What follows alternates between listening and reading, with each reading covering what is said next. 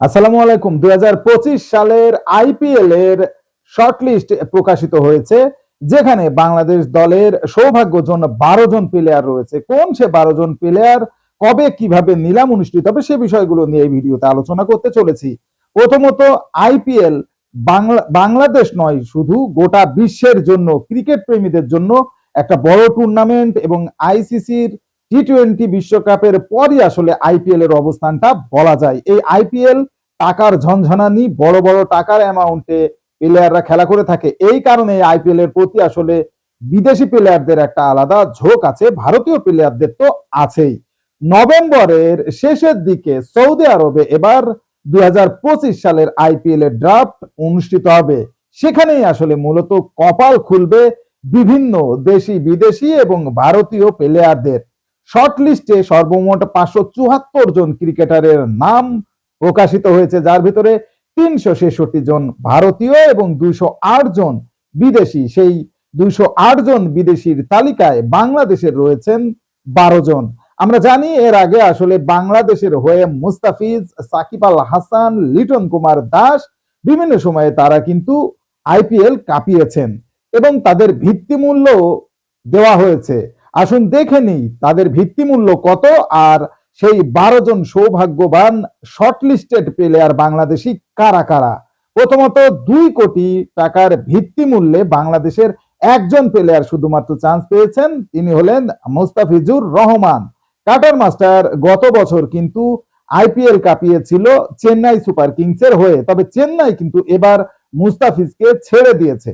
দুর্দান্ত পারফরমেন্স করেছিল মুস্তাফিজ, তারপর আসলে চেন্নাই ছেড়ে দিয়েছে মুস্তাফিজকে। এরপর ১ কোটি টাকার ভিত্তিমূল্যে আছেন সাকিব আল হাসান, মেহেদী হাসান মিরাজ এবং তাসকিন আহমেদ।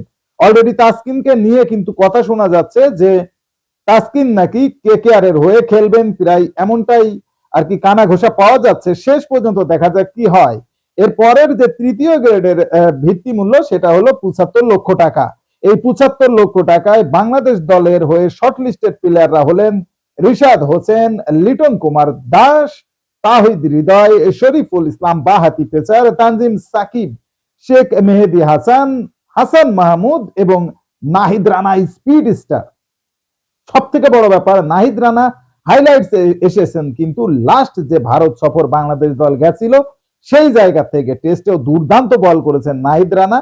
এখানে একটা লক্ষণীয় বিষয়, বাংলাদেশ দলের যেই ১২ জন শর্টলিস্টেড প্লেয়ার তারাই কিন্তু আসলে টি-20 কাঁপাচ্ছেন, তারাই কিন্তু টি-20-র দুর্দান্ত সব প্লেয়ার, এবং এই প্লেয়ার গুলোই কিন্তু আসলে মূলত আইপিএল এর জন্য নির্বাচিত হয়েছেন শর্টলিস্টেড। এখন এই শর্টলিস্টেড এর থেকে মূল তালিকায় আসলে আইপিএল এ এবার বাংলাদেশ দলের কজন প্লেয়ারের নাম পাওয়া যাবে, আর সেই সব প্লেয়াররা আসলে কতদিনের জন্য বা কত ম্যাচের জন্য সার্ভিস দিবে এবং বিসিবি তাদেরকে আসলে ছাড়বে কিনা, সব বিষয়ে আসলে জানার জন্য একে একে আমাদেরকে চোখ রাখতে হবে আইপিএল এর নিউজে।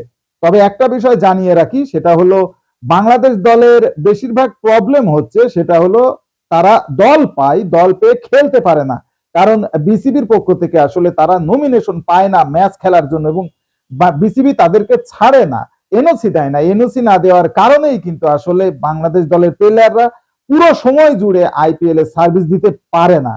তো সেই বিষয়টা অবশ্যই বিসিবি এবার হয়তো দেখবে যে আইপিএল এ খেলে যে এক্সপিরিয়েন্স অর্জন করা যায় সেটা আসলে এমনি ক্রিকেটে বা ন্যাশনাল ক্রিকেটে খেলে আসলে পাওয়া যায় না। শুধু টাকার জন্য নয়, মেধার বিকাশ ঘটানোর জন্য আসলে আইপিএলটা বাংলাদেশ দলের জন্য খেলা অত্যন্ত জরুরি। দেখা যাক শেষ পর্যন্ত বিসিবি কি করে, আর শেষ পর্যন্ত ২০২৫ সালের আইপিএল এ বাংলাদেশ দল মূল আসরে কতজন প্লেয়ার চান্স পায় সেটা দেখার বিষয়।